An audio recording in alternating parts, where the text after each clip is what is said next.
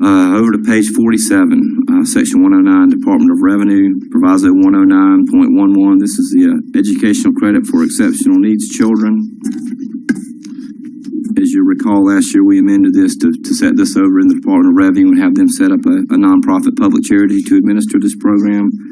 The House made a couple of amendments on here, and if you like, I'll just kind of briefly walk through them because there's not a whole lot of changes, but I'll just point them out on page, I guess let me actually go to my document. On page 48 in your notebooks, I'll just kind of point out where the changes were and what some of the changes are that the subcommittee recommends. We added in the Palmetto Association of Independent Schools as one of the association schools had to be a member of. The House added language in there also to say to define an exceptional needs child as someone who is identified by the Department of Social Services as having special education developmental needs.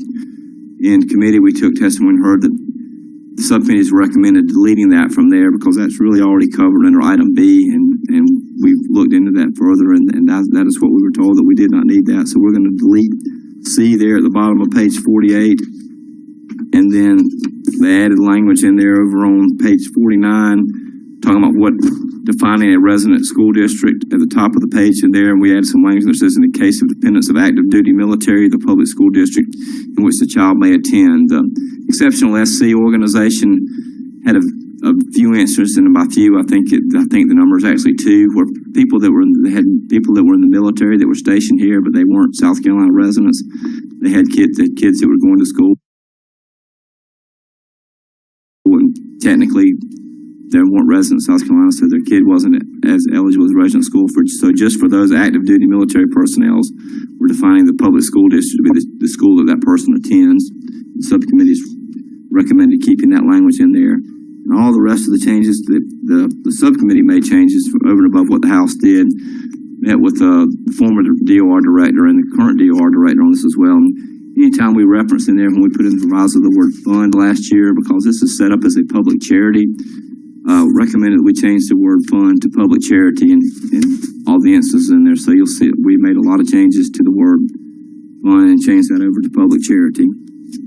And lastly, on page 51, the subcommittee adopted the way the House did that with how schools would apply. Basically, if you were eligible in the previous fiscal year, you would still be eligible because this is in proviso, and July 1 is the magic date that this thing starts up again every year. A lot of these private schools are not, or any of these schools are obviously not in school in July, and we make them apply by August. And sometimes they have a difficulty getting their applications. So we, at the request of the advisory committee, we're just saying if you were eligible in the previous fiscal year, then you're eligible, and you have to turn in your paperwork by December to remain eligible. And those were the changes that were made to it. And so the subcommittee recommended adopting this proviso as amended. You know, I have a little interest in this, and I wanted to look at it. So can we carry it over? Okay, we'll do that. We'll take up the carryovers and your amendments tomorrow. Then, okay, come back and tell us what you. We'll carry that one over. Page 52.